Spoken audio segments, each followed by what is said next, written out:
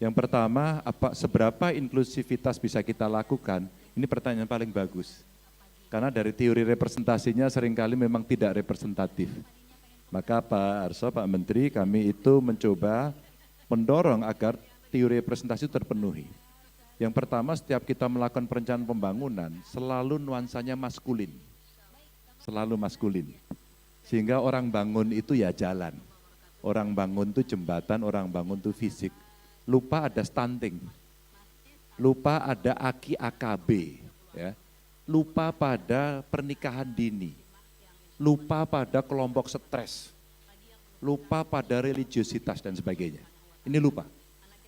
Maka kemudian kami mendapatkan masukan dan setiap musrenbang, kalau biasanya para pejabat dikumpulkan ke provinsi, kami balik, kami berkeliling ke 6 ekskarisidenan.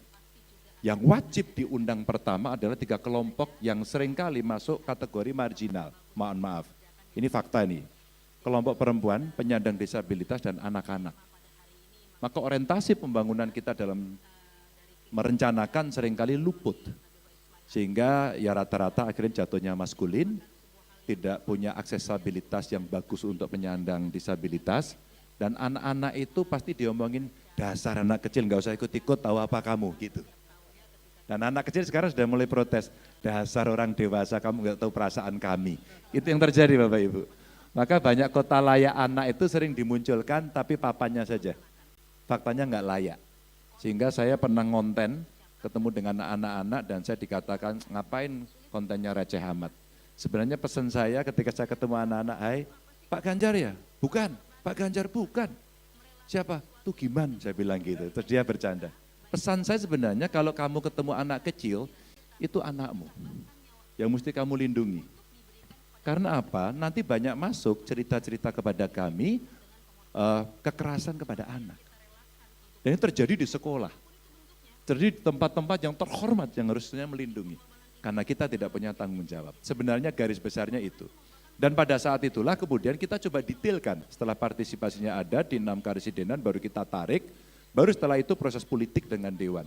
Tapi long list sistemnya kita masukkan semuanya. Jadi seluruh usulan Pak Menteri kita masukkan. APBN kita ya, APBD kita yang sangat terbatas paling-paling cuma 26 triliun gitu.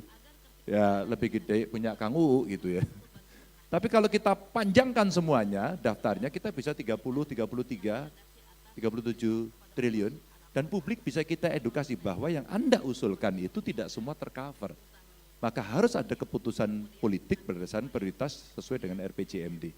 Nah ini negosiasinya nanti dengan DPR. DPR kita punya daya paksa untuk menjelaskan itu. Sehingga saya dikritik kemarin pada saat paripurna Pak Ganjar, kemiskinannya tidak tercapai. Oh iya, sudah pasti ini tidak akan tercapai. Saya katakan sudah pasti, persis seperti Pak Arso sampaikan. Jadi ada 4 poin dari sekian ratusan indikator yang saya pasti tidak tercapai di 5 September akhir masa jabatan saya. Itu saya announce di awal, saya mau tunjukkan bahwa saya bukan Superman. Dan ada faktor-faktor eksternal yang berubah, itu untuk mengedukasi kepada publik agar kita tidak bohong, kira-kira gitulah. Nah, akhirnya orang tahu apa sih inflasi, ada faktor eksternal. Apa sih kemiskinan, oh kemarin pada saat pandemi memang meningkat. Maka masih ada waktu, ayo kita kejar.